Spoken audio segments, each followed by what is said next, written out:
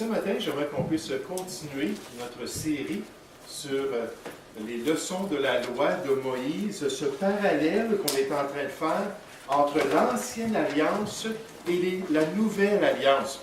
Et il y a tellement de vérités spirituelles qui voyagent à travers les dispensations de l'œuvre de Dieu, à travers les alliances du Seigneur, ces vérités-là de la parole de Dieu qu'on peut appliquer nous-mêmes. C'est une des grandes motivations pour cette série. Priez pour moi alors que je me prépare pour la série sur l'islam et le christianisme, que vraiment le Seigneur puisse me guider, surtout avec toutes les informations que j'ai perdues, et qu'il puisse vraiment me guider pour que je puisse bien prier à travers ça. Mais ce matin, j'aimerais parler avec vous, ou j'aimerais vous parler du sujet de la guerre. Le sujet de la guerre.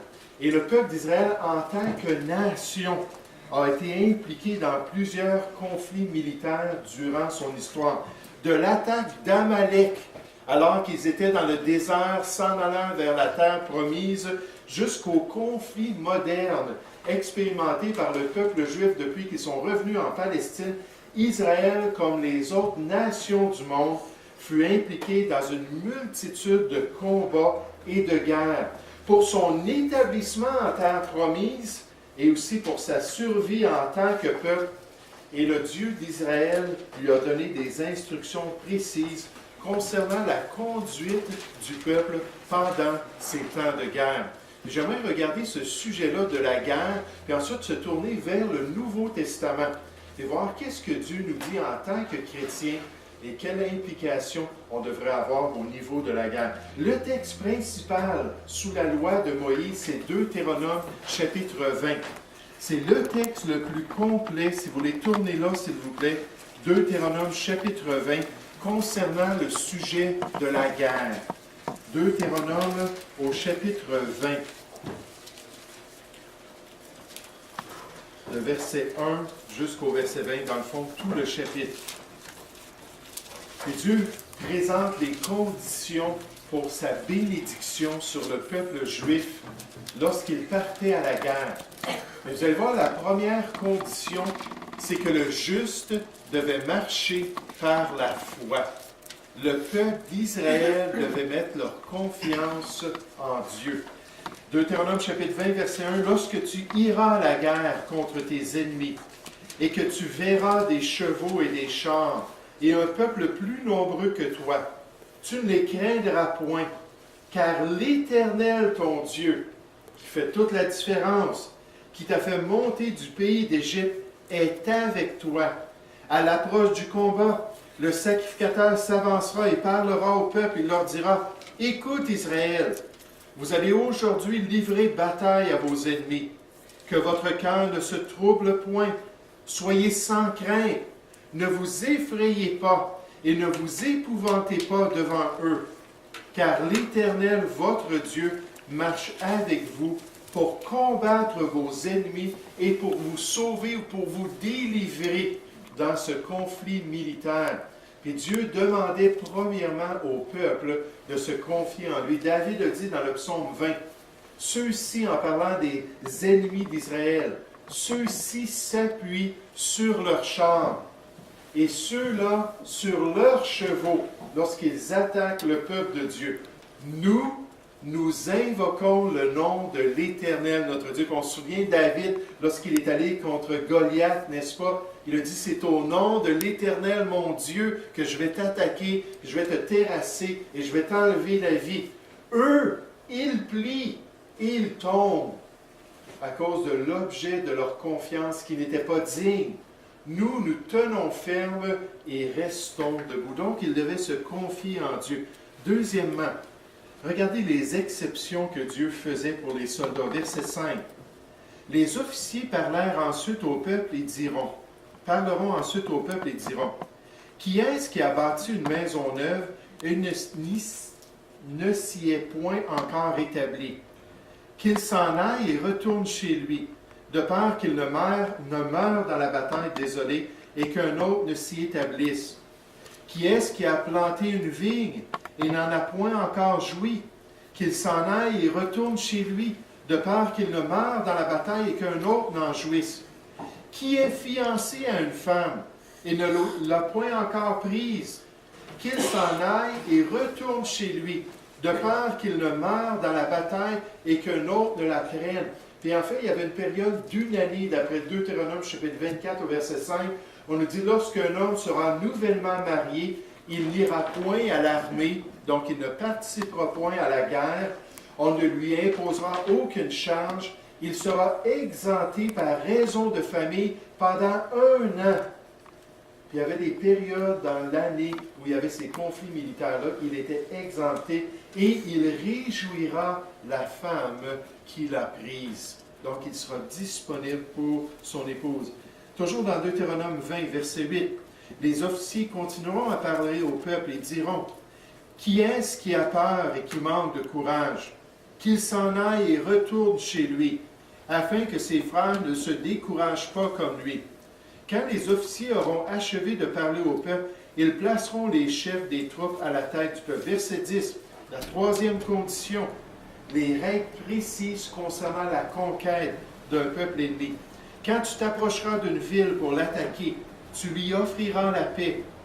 Si elle accepte la paix et t'ouvre ses portes, tout le peuple qui s'y trouvera te sera tributaire et asservi. Si elle n'accepte pas la paix avec toi, et qu'elle veuille te faire la guerre, alors tu l'assiégeras. Et après que l'Éternel, ton Dieu, l'aura livré entre tes mains, tu en feras passer tous les hommes au fil de l'épée. Mais tu prendras pour toi les femmes, les enfants, le bétail, tout ce qui sera dans la ville, tout son butin, et tu mangeras le butin de tes ennemis que l'Éternel, ton Dieu, t'aura livré.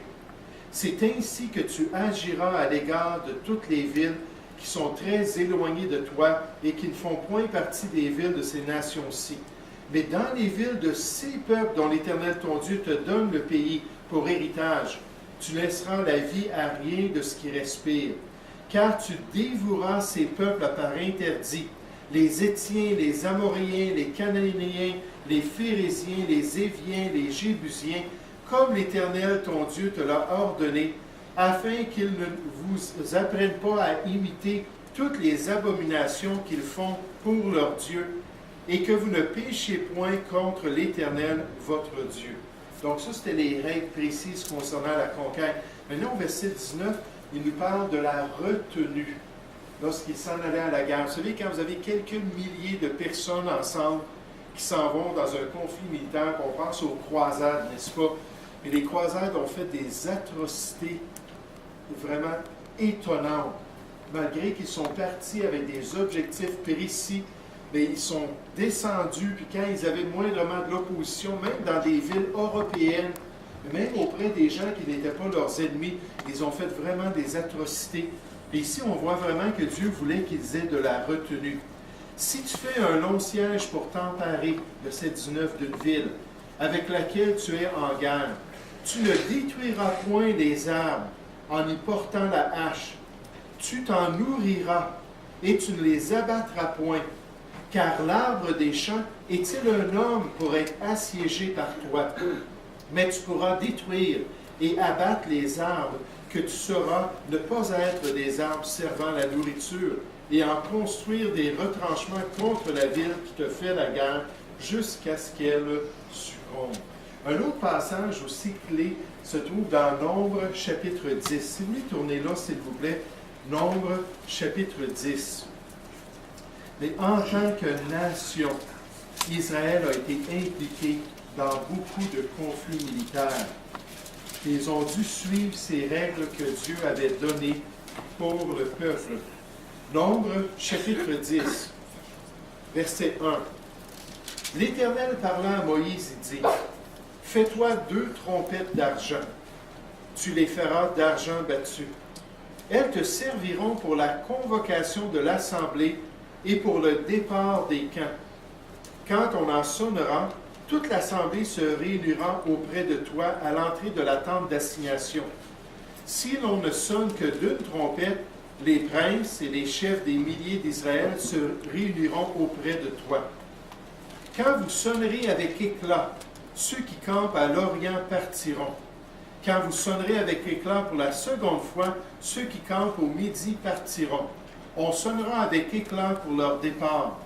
Vous sonnerez aussi pour convoquer l'assemblée, mais vous ne sonnerez pas avec éclat. Les fils d'Aaron, les sacrificateurs, sonneront des trompettes. Ce sera une loi perpétuelle pour vous et pour vos descendants. Puis un des objectifs de ces trompettes-là, c'était pour appeler les gens à la guerre, appeler le peuple. Lorsque dans votre pays, vous irez à la guerre contre l'ennemi qui vous combattra, vous sonnerez des trompettes avec éclat. Et vous serez présents au souvenir de l'Éternel, votre Dieu, et vous serez délivrés de vos ennemis. Est-ce qu'on se rappelle du nom de la première ville qui a été conquise par Israël? Oui, la ville de Jéricho lorsqu'ils sont entrés en Canaan. Et qu'ont-ils fait autour de la ville? Ils ont quoi? Ils ont marché, puis la dernière journée, la 7e journée, ils ont fait quoi? Ils ont sonné de la trompette pour être au souvenir de leur Dieu. Dans vos jours de joie, verset 10, dans vos fêtes, dans vos nouvelles lunes, vous sonnerez des trompettes en offrant vos holocaustes et vos sacrifices d'action de grâce, et elles vous mettront en souvenir devant votre Dieu. Je suis l'Éternel, votre Dieu. Puis en tant que nation, on voit qu'Israël, c'était un des éléments de leur responsabilité envers Dieu, d'aller à la guerre, puis de dépendre de Dieu, puis de vraiment pouvoir avoir la bénédiction de Dieu. Mais durant la conquête de Canaan, pour l'établissement du peuple en terre promise, selon l'alliance qu'il avait faite avec Abraham, Israël a vaincu 31 rois pendant une période d'environ 25 ans. On estime que ça a pris environ 25 ans à Josué et au peuple d'Israël pour s'établir en terre promise. Donc, 7 nations ont été détruites. 7 nations qui étaient abominables aux yeux de Dieu. Et Dieu, après l'établissement du peuple, a permis à Israël d'être impliqué dans des guerres contre les Philistins, les Amoréens, les Égyptiens, les Éthiopiens, les Phérésiens, les Moabites, les Madianites et d'autres peuples qui soit sont venus pour attaquer Israël, parce que des fois c'était vraiment une question de survie, ou c'était encore dans l'expansion du peuple qu'ils ont eu ces conflits-là. Puis on fait juste penser au fait que les Assyriens et les Babyloniens ont presque entièrement détruit le peuple. Puis qu'ils ont essayé de se défendre, mais leur survie était en cause. Regardez le livre d'Ésaïe au chapitre 1. Ésaïe au chapitre 1. Ésaïe qui a vécu à cette époque, lorsqu'il y a eu les captivités babyloniennes puis assyriennes, il a été témoin de certaines de ces choses-là. Puis il dit à partir du verset 7 dans Ésaïe chapitre 1, il dit « Votre pays est dévasté, vos villes sont consumées par le feu, des étrangers dévorent vos campagnes sous vos yeux, ils ravagent et détruisent comme des barbares, et la fille de Sion est restée comme une cabane dans une vigne, comme une hutte dans un champ de concombre, comme une ville épargnée. Si l'Éternel des armées ne vous avait conservé un faible reste, nous serions comme Sodome et nous ressemblerions à Gomorrhe. » Puis vraiment, en tant que nation, Israël a dû avoir cette armée, a dû se défendre, a dû chercher à survivre. Puis si ça n'avait pas été le fait qu'ils étaient armés comme cela, ils auraient été exterminés il y a bien longtemps. Vous savez, en 1947-48, les Nations Unies, à cause de l'Angleterre, une motion de l'Angleterre, a rétabli les Juifs en Palestine. Ils étaient entourés, 150 000 Juifs sont revenus en Palestine, entourés d'environ 90 millions d'Arabes et de différents peuples au Moyen-Orient. Ça a été le début des guerres pour la survie d'Israël en Palestine dans les temps modernes. Mais en tant que nation, elle a toujours dû se défendre, elle a toujours dû essayer de combattre pour sa survie. Maintenant, qu'est-ce que le Nouveau Testament a à dire concernant ce sujet-là de la guerre?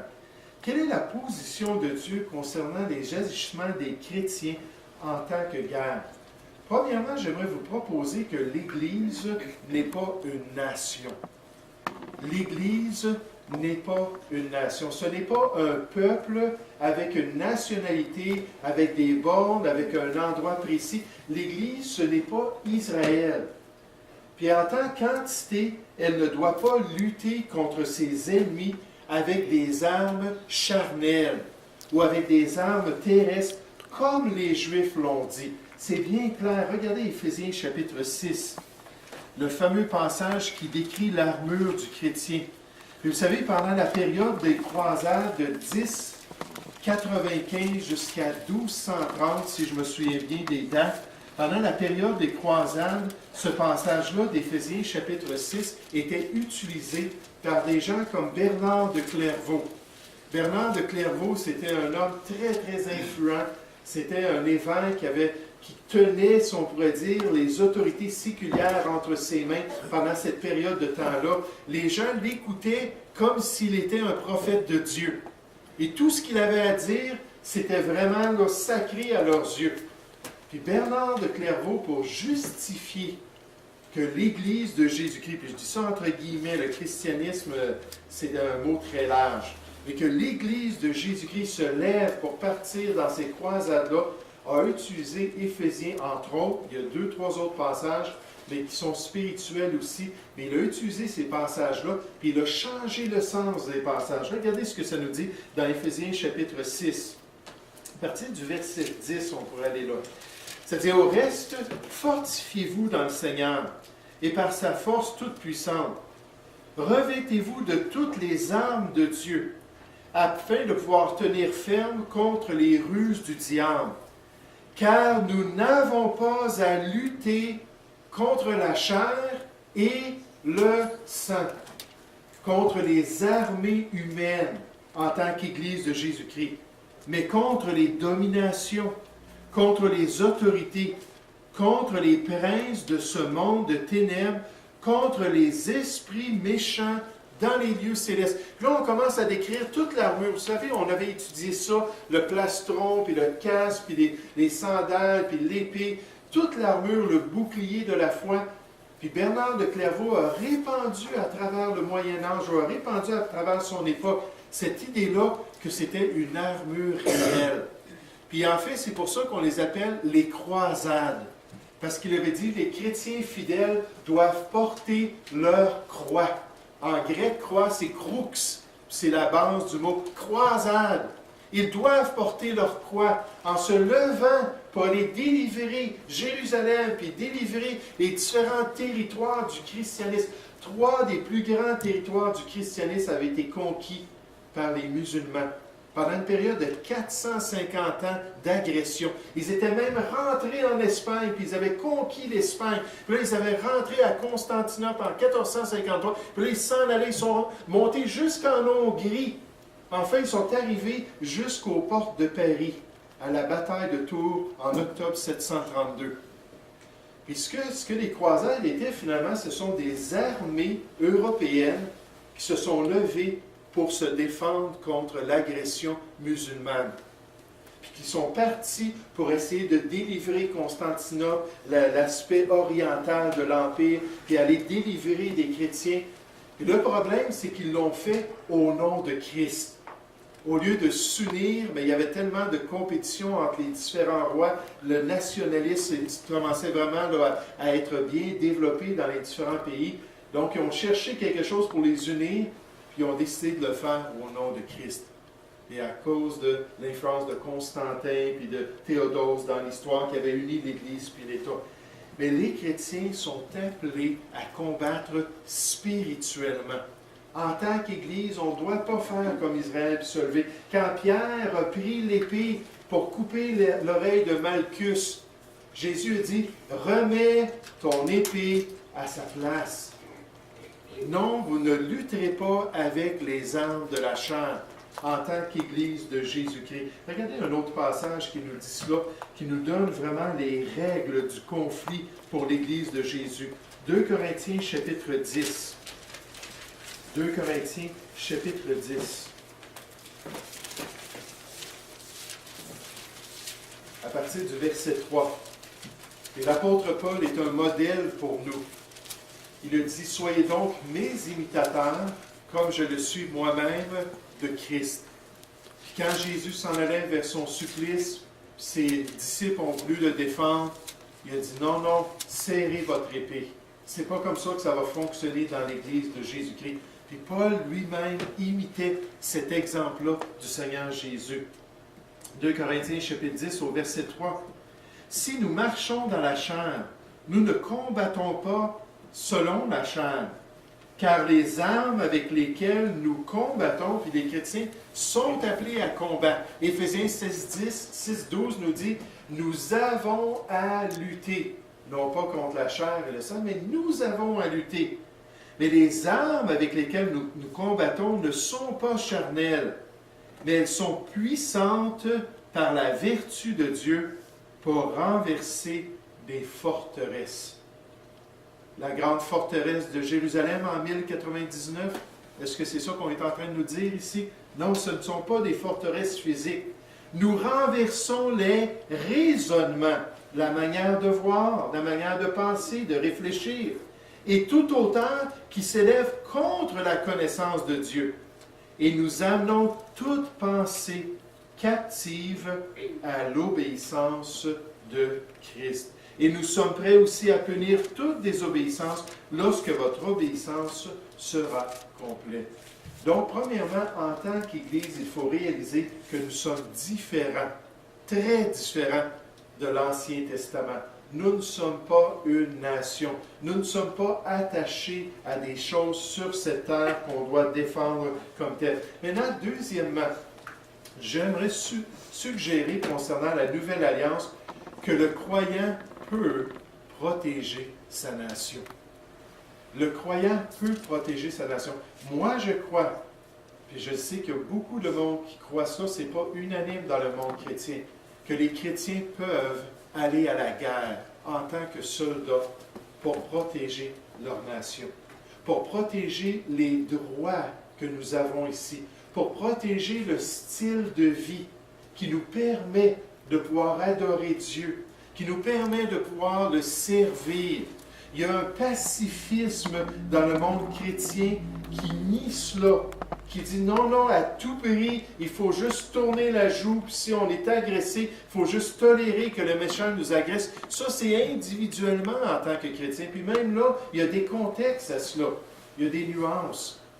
Mais en tant que chrétien, je ne vois aucun problème à ce qu'un chrétien s'enrôle dans l'armée pour défendre sa famille, défendre la foi qu'il a dans son pays pour pouvoir glorifier Dieu. Puis d'ailleurs, c'est basé en grande partie sur deux responsabilités que Jésus avait partagées. Lorsqu'on lui avait demandé si on devait payer le tribut à César, il a dit, mais écoutez, on peut diviser ça en deux. Premièrement, il y a une responsabilité envers Dieu. Là, on lui doit quelque chose au Seigneur. On doit prendre soin de son œuvre, on doit vivre pour lui. Mais il y a aussi des responsabilités qu'on pourrait dire séculières. Puis là, il a dit, rendez donc à César ce qui est à César, et rendez à Dieu ce qui est à Dieu. Puis on voit que les autorités ont une part dans la vie du chrétien. Puis d'ailleurs, c'est pour ça qu'il y a des gens dans l'histoire qui ont été prêts à s'engager, qui ont été prêts à aller à la guerre pour protéger le peuple et pour protéger les libertés. Vous savez, on a l'exemple de Corneille dans Actes chapitre 10, qui accepte le Seigneur. Corneille était un centenier. Est-ce que quelqu'un qui sait qu'est-ce que ça veut dire d'être un centenier? Oui, Pascal? C'est un chef de centaine. Oui, c'est ça. Puis il était dans une cohorte. Une cohorte, c'est une division de 1000 soldats. Donc, il était en charge de soldats dans l'armée romaine. Là, il accepte le Seigneur. Puis après qu'il a accepté le Seigneur, il passe du temps un petit peu avec les apôtres, il se fait baptiser, tout ça. Puis il n'y a aucune instruction qui lui est donnée. Corneille, il faut que tu sortes de l'armée. Ce n'est pas le plan de Dieu d'être un soldat. Ce n'est pas le plan de Dieu de défendre un empereur corrompu, puis un système qui n'est pas en accord avec la volonté de Dieu.